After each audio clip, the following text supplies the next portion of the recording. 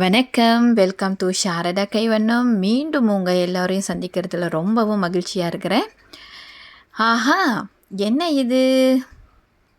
ஆமாங்க, பூந்தி லட்டு தான். இன்றைக்கி நான் பூந்தி செஞ்சுட்டு லட்டு பண்ணலான்னு ப்ரிப்பேர் பண்ணியிருக்கேன்.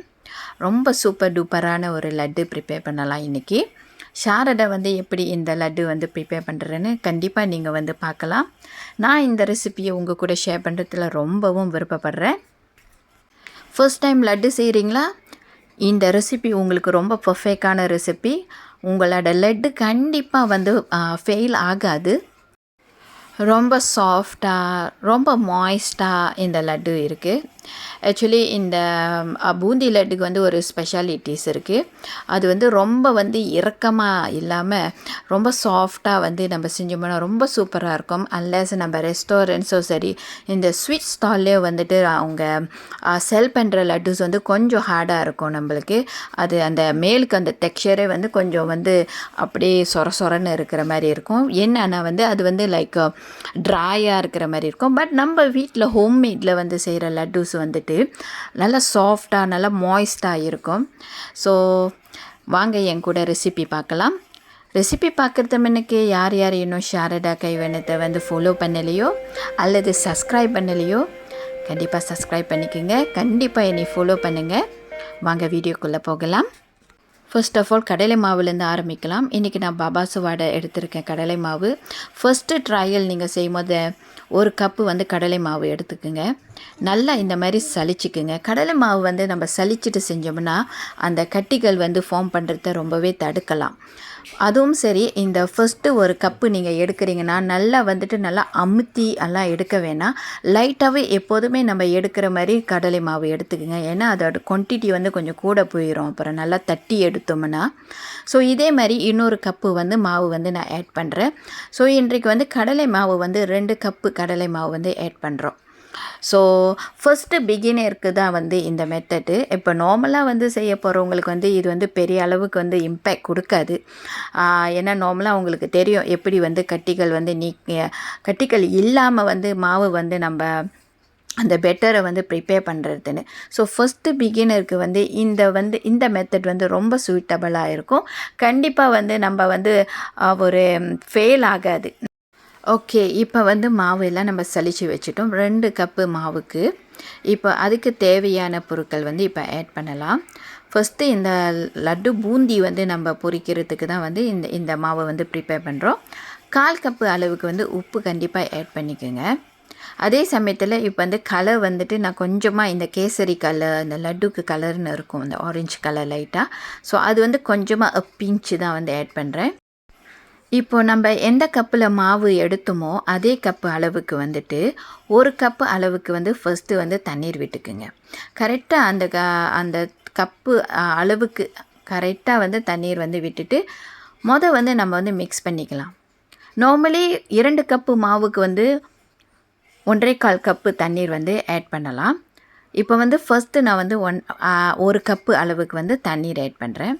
இந்த பெட்டர் கூட நம்ம மிக்ஸ் பண்ணுறது நம்மளோட அந்த என்ன சொல்லுவாங்க, நம்மளோட அந்த மிக்ஸை பொறுத்து இருக்குது. ரொம்பவும் மாவு எல்லாத்தையும் சேர்த்து ஒரேடியாக தண்ணிலாம் ஊற்றி அந்த மாதிரி மிக்ஸ் பண்ணுறத தவிர்த்துட்டு இந்த மாதிரி கொஞ்சமாக தண்ணி ஊற்றி மிக்ஸ் பண்ணுறது கட்டிகளை ஃபார்ம் பண்ணுறதுக்கு நம்ம தவிர்க்கலாம். இல்லாட்டி போனால் நம்ம அது தப்பீஸ் பண்ண வேண்டியது இருக்கும். ஸோ இப்போ 1 கப்பு நான் தண்ணி ஊற்றிட்ட பிறகு அந்த பெட்டர் ரொம்ப ஸ்டிக்கியாக இருக்குது. இது இந்த பதம் சரியாக இருக்காது. நம்மளுக்கு இந்த மாதிரி கட்டியாக இருக்கக்கூடாது. ஸோ இப்போ நான் மறுபடியும் 1/4 கப்பு அளவுக்கு தண்ணீர் ஆட் பண்ண போகிறேன். இப்போ 1/4 கப்பு அளவுக்கு தண்ணீர் ஆட் பண்ணிக்கலாம். இப்போ 1.25 கப்பு அளவுக்கு நம்ம தண்ணீர் இங்கே ஆட் பண்ணியிருக்கோம். அவ்வளவு தான். இப்போ நம்ம ஒரு நல்ல மிக்ஸ் கொடுத்துக்கலாம். இது பர்ஃபெக்டான ஒரு கன்சிஸ்டன்சி. லட்டு பூந்தி செய்கிறதுக்கு ரொம்ப ஸ்வீட்டபுளாக இருக்கும். இதுதான் கரெக்டான கன்சிஸ்டன்சி. ஓகே, இப்போ பூந்தி செய்கிறதுக்கு எண்ணெய் நம்ம காய வச்சிடலாம். இப்போ இன்னும் ஒரு டெஸ்டிங்க்கு தான் பண்ணுறேன். எண்ணெய் இன்னும் சரியாக காயலை. ஸோ ஒரு பூந்தி நம்ம செஞ்சோம்னா அந்த ட்ராப் விழுந்துச்சுன்னா அது குயிக்காக மேலே ஏறி நிற்கணும். அனல் வந்து மீடியம் அனலில் வச்சுக்கோங்க. ஸோ இன்றைக்கி பூந்தி செய்கிறதுக்கு நான் இந்த கரண்டி தான் வந்து யூஸ் பண்ணுறேன். இந்த அது பேர் எனக்கு சரியாக சொல்ல தெரியல, பட் இது தான் வந்து யூஸ் பண்ணுறேன். ஒரு ஸ்கோப் வந்து மாவு எடுத்துகிட்டு இந்த மாதிரி அது மேலுக்கு வந்து இந்த மாதிரி ஊற்றிக்குங்க. ஊற்றினோமா கரெக்டாக நம்மளோட பூந்தி வந்து அழகாக வந்துட்டு ரொம்ப க்யூட்டாக வந்து இந்த மாதிரி வரும். ஸோ கடைசியில் வந்து தான் லைட்டாக வந்து நம்ம தேய்ச்சிக்கலாம் அந்த மாவு. ஸோ அவ்வளவு தான். நான் ஃபஸ்ட்டு உங்களுக்கு வந்து ஒரு ஸ்கோப் வடை மாவு அளவுக்கு மட்டும்தான் ஷோ பண்ணுறேன். ஸோ இந்த பூந்தி வந்து ரொம்பவும் குக் பண்ண விடக்கூடாது, ரொம்பவும் கருக விடக்கூடாது. போட்ட கையோட கொஞ்ச நேரத்தில் ஒரு 4 to 5 செகண்ட் அது வந்து குக் ஆகிட்டு ஒரு ஒரு ஒரு கலரு வந்து கொஞ்சம் சேஞ்ச் பண்ண உடனே எடுத்துடணும். ஏன்னா அளவுக்கு மீறி கிறிஸ்பியாக வந்து நம்ம வந்து அந்த பூந்தி எடுத்தோம்னா அப்போ லட்டு வந்துட்டு நம்மளுக்கு சரியாக பர்ஃபெக்டாக கிடைக்காது. லட்டுவோட குவாலிட்டி வந்து எப்படி இருக்கணும்னா பூந்தியை பேஸ் பண்ணி தான் இருக்குது. பூந்தி ஓவர் குக் பண்ணக்கூடாது, அதுக்குன்னு ரொம்ப லேஸ் குக்கும் பண்ணக்கூடாது. இப்போ என்ன கேட்டிங்கன்னா மிடில் ஃபயரில் வச்சுட்டு நம்ம மிதமான ஃபயரில் வச்சுட்டு ஒரு 4 to 5 செகண்ட் நீங்கள் வச்சுக்கோங்க. மேபி அந்த வாஷ் டைம் கூட நீங்கள் வச்சுக்கலாம். அந்த அளவுக்கு நீங்கள் எடுத்திங்கன்னா கண்டிப்பாக உங்கள் பூந்தி வந்து ரொம்ப பர்ஃபெக்டாக கிடைக்கும். ஓகே, இப்போ வந்துட்டு ஆல்மோஸ்ட் வந்து ஓகேவாக இருக்குது. இப்போ வந்து நான் வந்து சட்டிலேருந்து எடுத்துடுறேன் இந்த பூந்தியை. அவ்வளவு தான் நம்ம பூந்தி செய்கிறது. இந்த மாதிரி வந்து ரிப்பீட்டாக வந்து இந்த பேட்டர்லாம் முடிகிற அளவுக்கு வந்து நம்ம இந்த பூந்தி வந்து செஞ்சு எடுத்துக்கலாம். இந்த பூந்தி வந்து ரொம்பவும் எண்ணெய் குடிக்காது. ஓகே, செகண்ட் பேட்சுக்கு வந்து நம்ம என்ன பண்ணோன்னா உங்களுக்கு ஒரு டிப்ஸ் கொடுக்குறேன். இப்போ நம்ம செஞ்சோம்ல அந்த அந்த கரண்டி, அது வந்து பின்னால் வந்து இந்த மாதிரி டிஷ்யூ எடுத்து ஒன்று க்ளீன் பண்ணிக்கோங்க. ஏன்னா நம்ம செகண்ட் பேட்ச் செய்யும் போது அந்த பூந்தி வந்து ஸ்டீல் வந்து நம்மளுக்கு வந்து அந்த க்யூட்டாக ரவுண்ட் ஷேப்பில் வரணும்னா அந்த கீழ்ப்பகுதி வந்து நம்ம க்ளீன் பண்ணிட்டோம்னா ஈஸியாக இருக்கும். இன்னொன்று வந்து ரொம்ப க்யூட்டாக எல்லா பூந்தியும் ஒரே சைஸில் வந்து நம்மளுக்கு கிடைக்கும். ஏன்னா இந்த ப்ராசஸ் வந்து பின்னால் பக்கம் மாவு இருந்துச்சுன்னா அப்போ நம்ம மேலுக்கு மாவு ஊற்றும் போது அது கீழ் உள்ள பகுதி வந்து என்ன பண்ணோன்னா அப்படியே ஒழுகி போய் மற்ற இடத்தெல்லாம் ஒட்டி பிறகு அந்த பூந்தி வந்து ரவுண்ட் ஷேப் வராமல் நீட்டமாக வால் ஷேப்பில் வரும். சம்டைம் வந்து ரொம்ப பிக்காக வரும். ஸோ அந்த மாதிரி திங்ஸ் வந்து ஏற்படும் நிறையா. ஸோ அதை தவிர்க்கிறதுக்காக ஒரு சின்ன டிஷ்யூ ஒன்று வச்சுக்கோங்க. பின்புறம் மட்டும் லைட்டாக வந்து க்ளீன் பண்ணி விட்டுட்டு ஃபர்தராக நீங்கள் வந்து அந்த எல்லா பெட்டரும் வந்துட்டு பொரித்து எடுத்துருங்க. ஸோ இதுதான் அதோட மெத்தட். இன்னொரு டிப்ஸு கூட நான் சொல்ல விருப்பப்படுறேன். இப்போ வந்து மாவு வந்து நீங்களே வந்து பார்த்துக்கலாம். இப்போ வந்து பூந்திக்கு வந்து நீங்கள் மாவு வந்து நீங்கள் கலக்கிறீங்கன்னா ரொம்ப திக்காக இருந்துச்சுன்னா மாவு வந்து என்ன ஆகுனா தட்டையாக வந்து விழுகும். அப்புறம் வந்து இதே வந்துட்டு மாவு வந்து ரொம்ப தண்ணியாக ஆகிருச்சுன்னா அது வந்து வாலாக வந்து விழுகும், அது நீட்டமாக வந்து விழுகும். ஸோ அது வந்து தவிர்க்கிறதுக்கு வந்து நீங்கள் வந்து கரெக்டான வந்து இந்த மாவு பதத்தை வந்து கொஞ்சம் மெயின்டைன் பண்ணிக்கணும். இப்போ செஞ்சு வச்ச பூந்தியை பாருங்கள், ரொம்ப க்யூட்டாக இருக்குது. அதே சமயத்தில் என்னோடய பக்கத்தில் ஒரு முக்கியமான ஆள் வந்து உட்காந்துக்கிட்டு எல்லாத்தையும் வந்துட்டு அவங்க சாப்பிட்டுக்கிட்டு இருக்காங்க. நீங்களே பாருங்கள். அவங்க வந்து நான் முடிக்கிற மட்டும் என் கூடயே தான் இருந்தாங்க. ஆல்மோஸ்ட் 2 லட்டுக்கு உள்ள பூந்தியை வந்துட்டு அவங்க வந்து இன்றைக்கி ஃபினிஷ் பண்ணிட்டாங்க அவங்க. ஓகே, இப்போ நம்ம செஞ்சு வச்ச பூந்தியை வந்து பார்க்கலாம். அவங்க ஸ்டீல் வந்து இப்போ வந்து எடுத்து சாப்பிட்டுக்கிட்டு தான் இருக்காங்க என்னோடய டாட்டரு. ஓகே, இப்போ வந்து அந்த பூந்தி வந்து பர்ஃபெக்டாக இருக்கான்ட்டு நான் உங்களுக்கு ஒரு ஷோ பண்ணுறேன். அது வந்து நசுக்குனாலே வந்து நல்லா வந்து நசுக்கப்படணும். அந்த மாதிரி அப்படியே காற்று போன மாதிரி இருக்கணும். ஆக்சுவலி வந்து நல்லா கிறிஸ்பியாக இருக்கக்கூடாது. கிறிஸ்பியாக இருந்துச்சுன்னா நம்ம லட்டு வந்து சரியாக வராது. ஓகே, இப்போ வந்து நம்மளுக்கு கேரமலுக்கு வந்து ப்ரிப்பேர் பண்ணலாம். அதாவது சீனி பாகு. ஓகே, சீனி வந்துட்டு 2 கப்பு மாவுக்கு ஆக்சுவலி 2 கப்பு சீனி போடணும். உங்களுக்கு தான் தெரியுமே நான் எவ்வளோ வந்து குறைக்கணும்னு நினைப்பனோ அவ்வளோ குறைச்சிருக்கேன். 1 கப்பு மட்டும்தான் சீனி எடுத்திருக்கேன். பிறகு வந்து 1/4 டீஸ்பூன் அளவுக்கு வந்து உப்பு கண்டிப்பாக ஆட் பண்ணிக்கணும். அதே சமயத்தில் பிஞ்ச் கலரும் வந்து ஆட் பண்ணிக்கோங்க. கலர் ஆட் பண்ணலன்னா பிரச்சனை இல்லை, அது உங்களோட இஷ்டம்தான். அதே சமயத்தில் 1 கப்பு சீனி எடுத்ததுக்கு வந்து இப்போ நான் 1 கப்பு அளவுக்கு வந்து தண்ணீர் விடுறேன்.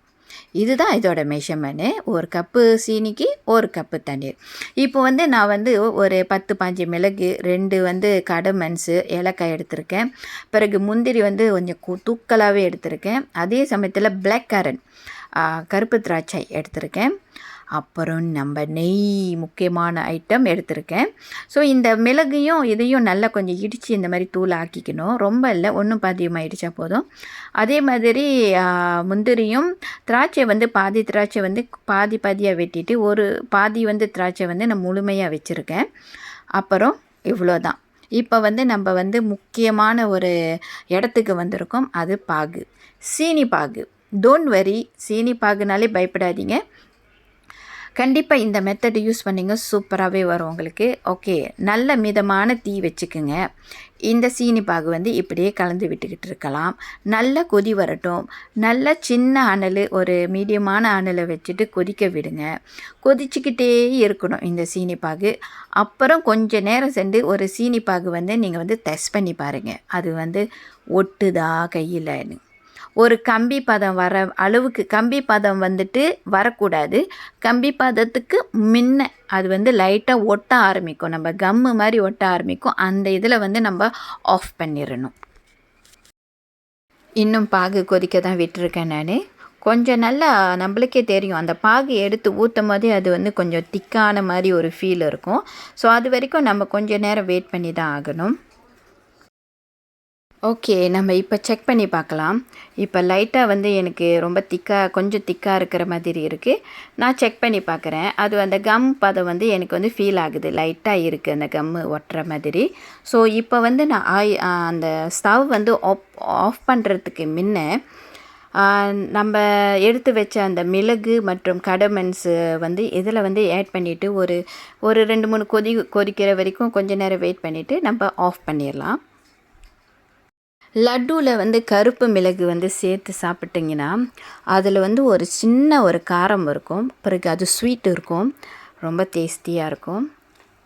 அடுத்து என்னென்னா, நம்ம செஞ்சு வச்ச இந்த பூந்தி வந்து லைட்டாக வந்து பிளைண்ட் பண்ணணும். பிளைண்ட் பண்ணுறது வந்து எப்படின்னா, முழுமையாக அது வந்து அரைக்கக்கூடாது, ஒன்று பாதியமாக தான் அரைக்கணும். ஆக்சுவலி நான் உங்களுக்கு அரைச்சிட்டு வந்து காமிக்கிறேன். ஸோ இங்கே பாருங்கள், அது வந்து சில பூந்தி வந்து முழுமையாக இருக்கும், சில பூந்தி தான் வந்து அரைப்பட்டிருக்கும். ஸோ இந்த மாதிரி ஒரு இதில் தான் வந்து நீங்கள் அரைக்கணும். எல்லாத்தையுமே இந்த மாதிரி அரைச்சி வச்சிங்க. சில வந்துட்டு முழுமையாக இருக்கும், சில வந்து அரைப்பட்டிருக்கும். ஸோ இந்த ப்ராசஸ் வந்து நான் எல்லாத்தையுமே அரைச்சிட்டு உங்கள்கிட்ட ஷோ பண்ணுறேன். இதுதான் அது. ஓகே, இப்போ வந்துட்டு இதுக்கு அடுத்து என்னென்னா, நான் முந்தரியும் திராட்சையும் வந்து நெய்யில் வந்து வறுத்து வச்சுருக்கேன். அதையும் நம்ம இப்போ ஆட் பண்ணிவிட்டு, இப்போ எடுத்து வச்ச சீனி பாகு இதவும் ஆட் பண்ணிடலாம். முழுமையாக எல்லாத்தையுமே ஆட் பண்ணிடுங்க.